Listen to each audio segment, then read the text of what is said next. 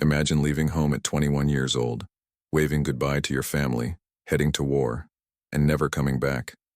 Not because you died, not because you couldn't, but because, somehow, the world moved on without you, and you moved on without it. In 1943, a young Japanese soldier named Ishinosuke Uwano kissed his parents goodbye, hugged his siblings, and boarded a train to Sakhalin Island. The war was raging. His duty was clear, but what happened next would become one of the most mysterious and heartbreaking stories of World War II. A story of disappearance, silence, and a life lived in the shadows of history. For 63 years, his family believed he was dead. His name was carved on a gravestone. His memory became a ghost. But in 2006, the impossible happened. Ishinosuke Uwano walked back into the world, alive, speaking a language his family couldn't understand, carrying a Ukrainian passport, and calling a foreign land his home. This is not a story about a soldier who got lost. This is a story about a man who vanished into the cracks of history, between two worlds, two lives, and two identities. And the question that haunted everyone who heard his story was simple, yet impossible to answer. Why didn't he come home? Before we continue, subscribe to the channel and comment where you're watching from, because this story will surprise you from beginning to end. Ishinosuke Uwano was born in October 1922 in a small town in Iwate Prefecture, northern Japan. His childhood unfolded in the mountains and rice fields, where life moved slowly, where seasons dictated everything, and where family was not just important, it was everything. He was the eldest son, which meant responsibility. It meant setting an example. It meant carrying the family name forward. But Ishinosuke's world, like everyone else's in Japan during the 1930s and early 1940s, was rapidly changing. The Empire of Japan was expanding, wars were breaking out, and young men were being called to serve the emperor. By 1943, when Ishinosuke was just 21 years old, his draft notice arrived. He was to join the Imperial Japanese Army and be stationed in one of the most remote and unforgiving places on Earth, Sakhalin Island. Sakhalin is a long, narrow island that stretches between the Sea of Okhotsk and the Sea of Japan, sitting just north of Hokkaido. At the time, the southern half belonged to Japan, while the northern half was controlled by the Soviet Union. It was cold, isolated, and far from everything Ishinosuke had ever known. But it was his duty. So he said his goodbyes, promising his family he would return when the war was over. The journey to Sakhalin was long and arduous. The landscape was harsh, dense forests, freezing temperatures, and a feeling of being at the edge of the world.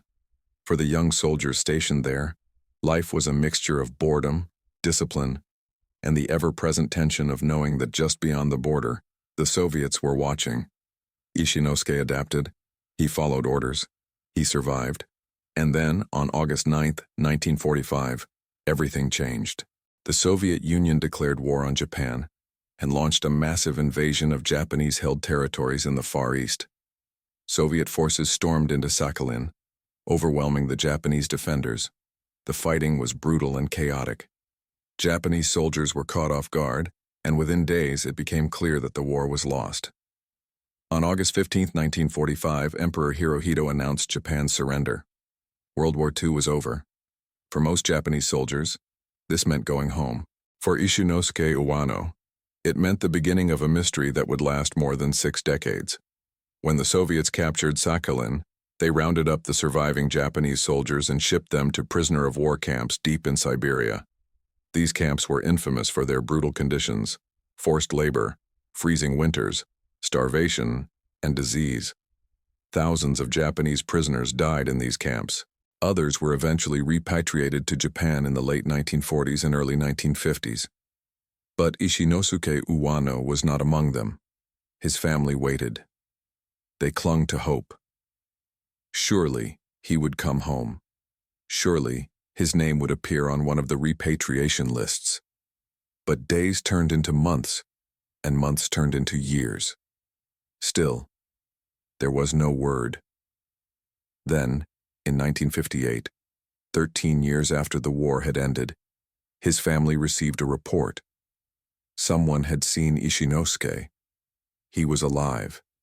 He was still on Sakhalin Island, hiding in the rugged terrain, perhaps too afraid to come out, perhaps unable to. But after 1958, the report stopped. The sightings ended, and once again, Ishinosuke Uwano disappeared into silence. The period between 1945 and 1958 remains one of the most mysterious chapters of Ishinosuke Uwano's life. What happened during those 13 years? Where was he? And why didn't he come home? Historical records and later accounts suggest that Ishinosuke, like thousands of other Japanese soldiers, was captured by Soviet forces and sent to labor camps in Siberia. These camps were part of the Soviet Gulag system, a vast network of forced labor facilities where prisoners worked in mines, forests, and construction sites under brutal conditions. Many did not survive, but Ishinosuke did. The Soviet Union, during the Cold War, operated under a veil of paranoia and secrecy. Information about prisoners was rarely shared with foreign governments, and the bureaucratic machinery of the USSR was notorious for its inefficiency and deliberate obfuscation. This meant that even when prisoners were released, their families and home countries were often never informed. Ishinosuke's family back in Japan held on to fragile threads of hope. The scattered sightings of him in Sakhalin kept the possibility alive. He was out there, somewhere, surviving in the wilderness, perhaps waiting for the right moment to return. But as the years dragged on, hope began to fade. In Japan, the post-war years were a time of rebuilding and transformation.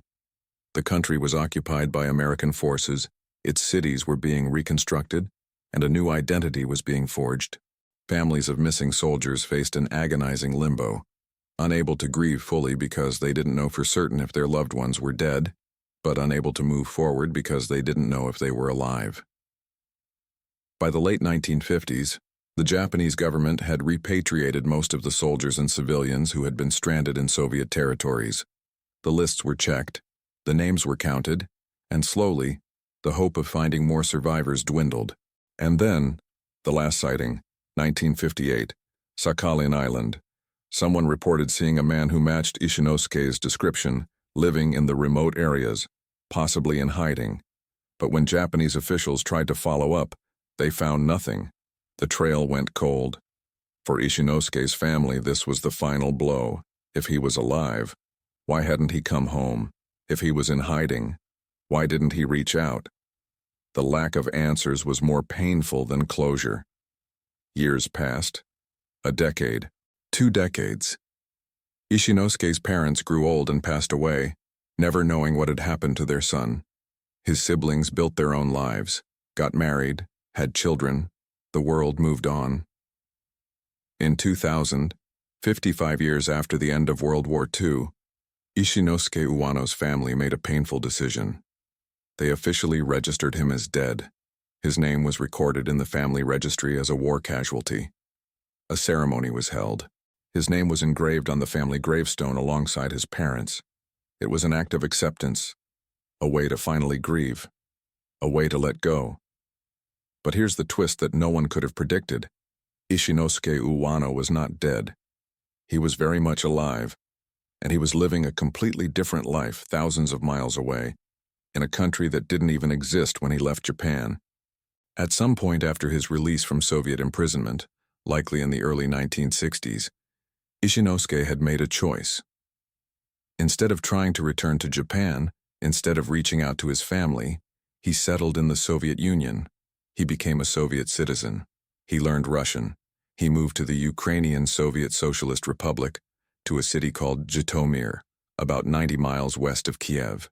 And there, he started over. He met a Ukrainian woman. They fell in love. They got married. Together, they had 3 children, 2 daughters and a son. Ishinosuke built a life. He worked. He raised his family. He became part of the community. To his neighbors, he was simply a man who had made Ukraine his home. To his children, he was their father. But to his family in Japan, he was a ghost. Why didn't he come back? Why didn't he try to contact them? These questions would haunt everyone who later learned his story, and the answers, when they finally came, would be incomplete, tantalizing, and deeply human. In 1965, Ishinosuke Uwano officially moved to Zhytomyr, Ukraine, though the exact circumstances of how he ended up there remain unclear. What we do know is that by this time, he had fully embraced his new identity. He was no longer a Japanese soldier. He was a Soviet citizen, a Ukrainian resident, and eventually, a husband and father. Zhytomyr is a historic city with deep roots, located in the heart of Ukraine. It's a place of forests, rivers, and resilient people. For Ishinosuke, it became home in a way that Japan perhaps no longer could be. The man who once spoke only Japanese now spoke fluent Russian and Ukrainian. The man who once wore the uniform of the Imperial Army now wore the simple clothes of a Soviet working man. His wife was a Ukrainian woman whose name was never widely publicized to protect the family's privacy. Together, they built a quiet, ordinary life. They had 3 children, 2 daughters and a son named Anatoly. The children grew up speaking Ukrainian and Russian, learning about Soviet history and culture. To them, their father was not a mystery or a missing soldier, he was simply their dad. But did Ishinosuke ever think about Japan? Did he ever wonder about the family he left behind? Did he feel guilt, longing, or regret? In later interviews, Ishinosuke would say very little about his inner life during those decades. He would mention that he could not return to Japan because of the Soviet regime, suggesting that political and bureaucratic barriers had prevented him from reaching out. But he never elaborated. He never explained fully. It's possible that fear played a role. The Soviet Union, especially during the Cold War, was deeply suspicious of anyone with foreign connections. A Japanese former soldier trying to contact his family abroad might have been seen as a spy or a traitor. The consequences could have been severe: imprisonment, exile to even harsher regions, or worse. It's also possible that Ishinosuke simply chose his new life. After years of captivity, suffering, and survival, perhaps returning to Japan felt impossible. Perhaps the thought of facing the family he had left behind, the parents who had aged without him, the siblings who had moved on, was too overwhelming. Perhaps it was easier to start fresh, to build something new, to let the past remain in the past. Or perhaps it was a combination of all these things: fear, practicality, emotional exhaustion, and the strange human capacity to adapt to even the most unimaginable circumstances. Whatever the reason, Ishinosuke Uwano lived a quiet life in Zhytomyr for decades. He worked, he raised his children, he became a grandfather. He watched the Soviet Union rise and fall. He saw Ukraine become an independent nation in 1991. And through it all, his Japanese family had no idea he was alive. But then, in the mid-2000s, something changed. Ishinosuke, now in his 80s, began to think about the end of his life. He thought about his parents, who had died without ever knowing what happened to him. He thought about his siblings, who had mourned him as dead. He thought about cherry blossoms, the iconic symbol of Japan, representing both beauty and the fleeting nature of life. And for the first time in nearly 50 years, Ishinosuke wanted to go home. He confided in a friend, someone he trusted in his local community. He asked this friend to help him reach out to the Japanese government. It was a bold and risky move, but Ishinosuke had lived long enough to know that time was running out. His friend made inquiries. Those inquiries eventually reached the Japanese Ministry of Health. The ministry, skeptical but intrigued, sent officials to the Japanese embassy in Kiev to interview this man who claimed to be Ishinosuke Uwano, a man who had been officially declared dead in 2000. When the officials met him, they were stunned. It was really him. Fingerprints, old military records, personal details, everything matched. Ishinosuke Uwano, the soldier who had vanished in 1945, was alive. He was 83 years old, living in Ukraine, and he wanted to see Japan one more time. The news sent shockwaves through Japan. How could this be? How had he survived? Where had he been all this time? The media erupted with questions, and the Japanese government scrambled to arrange his visit. In April 2006, Ishinosuke Uwano, accompanied by his son Anatoly, boarded a plane to Japan. It would be his first time back in his homeland in 63 years. And waiting for him were the siblings he had left behind, siblings who had spent more than half a century believing he was dead. On April 19, 2006, Ishinosuke Uwano stepped off a plane at Narita International Airport in Tokyo. He was 83 years old, frail, and visibly overwhelmed. A swarm of reporters surrounded him, cameras flashing, microphones thrust forward, everyone shouting questions in Japanese, a language he could barely remember. He was wearing a traditional Ukrainian cap, a symbol of the life he had built far from his birthplace. His son Anatoly stood beside him, translating, protecting his elderly father from the chaos. When reporters asked Ishinosuke how he felt, he responded in Russian, his voice shaky but clear. "I feel good but very tired. I haven't spoken Japanese in 60 years. First of all, I would like to say to you, konnichiwa."